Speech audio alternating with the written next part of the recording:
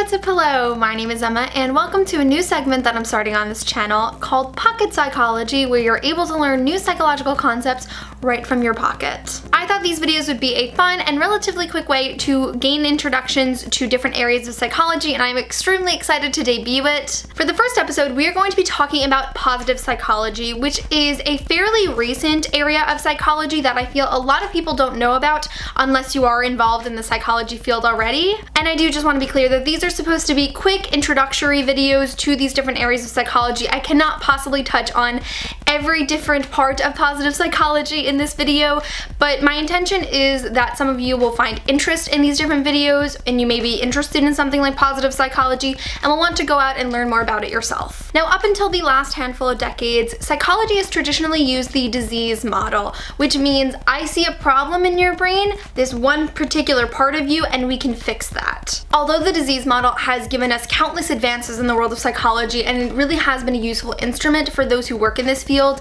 unfortunately, the disease model forgets about improving normal lives or making the lives of relatively untroubled people more productive and fulfilling. And I think that fact is reinforced by this one comment that my positive psychology professor made to me when I was taking her class, and that is, good mental health is not just the absence of mental illness. Now, the term positive psychology originated in Maslow's 1954 book Motivation and Personality, but it really was popularized by Martin Seligman, who is deemed the father of positive psychology, in 1998. And the overall intention of positive psychology is to complete that traditional view of psychology by focusing on human virtues, strengths, and factors that contribute to a meaningful life. Now, if you ever interact with anyone who has studied positive psychology, one of the first things they will tell you is it is not just happyology. It is a scientific field of study that is intent on finding what makes life meaningful and how do we reach its full potential. Now, positive psychology has three aims. Number one, the field of psychology should be just as concerned with strengths as it is weaknesses. Number two, it should be just as concerned with building strength as it is repairing the worst. And number three, it should be just as concerned with making the lives of non-mentally ill people more fulfilling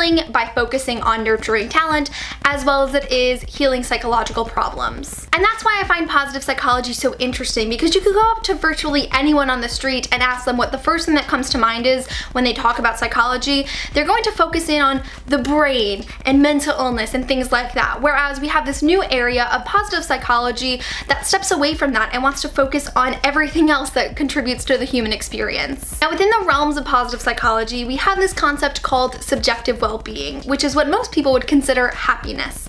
Subjective well-being assesses life satisfaction as well as the frequency of positive and negative emotional experiences. Personally, one of the most surprising finds of my studies in positive psychology is there is actually a formula for happiness. Essentially, 50% of your happiness is determined by your genetics, or what we consider the happiness set point. Only 10% of our happiness is determined by our life circumstances, so that means things like wealth, occupation, relationships. And the remaining 40% is determined by our habits, our behavior, and our thought patterns, which we refer to as voluntary control. Therefore, the formula for happiness is happiness set point plus life circumstances plus voluntary control. I don't know, man, I spent most of my life believing that any level of unhappiness I experienced was directly due to my life circumstances, but it's so fascinating to know how many more things go into it, and also how much more power they have. So while we're on the topic of happiness and subjective well-being, positive psychology has identified three different types of happy lives. First is the pleasant life, and that entails gathering as much positive emotions as you can and having the skills to amplify them. So from an external viewpoint, I feel a lot of people would consider celebrities, the wealthy and the famous, to have the pleasant life because they seem to be living large and they have all of the things they need to be happy. Which, of course, if you study positive psychology, you will learn isn't true. Second is the good life, or the life of engagement, which goes a step beyond the pleasant life, and it is not just about experiencing positive emotion, but being present and engaged in your own life. And with a life of engagement comes this concept of flow. Flow is essentially a period of time where you are so engaged with a certain activity that you love doing so much that time virtually stops. You completely separate yourself from the outside world and you're only focused on what it is that you're doing. You completely lose yourself in this activity, and that can be anything from creating art, music, exercise, reading, anything of that sort. What's interesting to me is I was actually introduced to the concept of flow before even taking a class on positive psychology. If you didn't know, I am a hoop dancer. I like to hula hoop and do tricks with my hoop.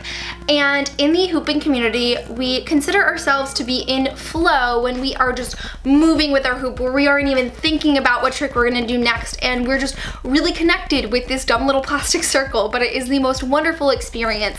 So I know for a fact I have experienced flow, and I'm sure so many of you have, even if you didn't realize it at the time. And finally, we have the meaningful life, which is essentially all about knowing your strengths and using them to serve a greater purpose. The meaningful life is all about having a cause that you are passionate about, that you were able to contribute to, and it gives us a sense of fulfillment that we don't really get anywhere else. For example, a lot of religious organizations are involved in missions trips where they go and they serve underprivileged communities. They might be engaging in the meaningful life. Or even within my own life, when I'm able to participate in fundraisers for the Natural Eating Disorders Association, or when I go to schools and I speak to students about mental health awareness, I feel like I'm engaging with part of the meaningful life. Now, of course, everyone is at different parts of their human experience. We haven't all achieved the meaningful life yet. And the significance in identifying these different lives is to show us different ways that we can achieve different fulfillment and reach our full potential. And the final thing I want to talk about in this video that you will never escape from if you are studying positive psychology, and that is the PERMA model. The PERMA model describes 5 different elements that we can use to reach a life full of fulfillment, happiness, and meaning. P stands for positive emotion, and that involves the ability to be optimistic about the past, present, and future. E is for engagement, which means finding fulfillment in activities and experiencing flow. R is for relationships, building meaningful connections with others. I know from experience, I've always lived my life saying that, you know, I could lock myself in a library for the rest of my life with no social interaction and I would be fine, but having meaningful connections with others is definitely very important to having a more meaningful and fulfilled life. M stands for meaning, and that is all about finding your personal purpose. It is more than just seeking and pursuing pleasure, but finding a greater cause that you identify with and want to contribute to. And A stands for accomplishments, having goals and ambitions that, when accomplished, provide you with satisfaction and a greater sense of fulfillment. And I view the PERMA model as a guideline that really anyone can use to help them reach a more fulfilled life. For example, you may already have really strong connections with other people, but you may be lacking in positive emotion, or you may not have a lot of things that bring you accomplishment, and those are things that you can work on. And that really concludes my pocket psychology episode on positive psychology. I love positive psychology so much. I think it is so fascinating, and I can't wait to continue learning about it in the future. I know personally, as someone who is pursuing a career as a counselor, these are absolutely things that I am going to implement into my practice in the future, whether I am helping someone in managing their mental illness, or else I am just talking to someone that wants more fulfillment out of their lives. I think anyone in this world, regardless of what your life experience has been, can benefit from some of the things that have been introduced as a part of positive psychology. As this is an introductory video, if you guys are interested in learning more about positive psychology, I have left some really great websites, resources, TED Talks, all of that good stuff down below if you're interested in continuing to learn a little bit more about it. And definitely let me know in the comments below, what did you guys think of this video? What are maybe some other areas with psychology you would like me to make a pocket psychology episode on? I know I am definitely planning on doing one on industrial organizational psychology, so please feel free to leave your suggestions below. But that is it for this video. Thank you guys so much for watching, and I will see you soon for a new one. Bye!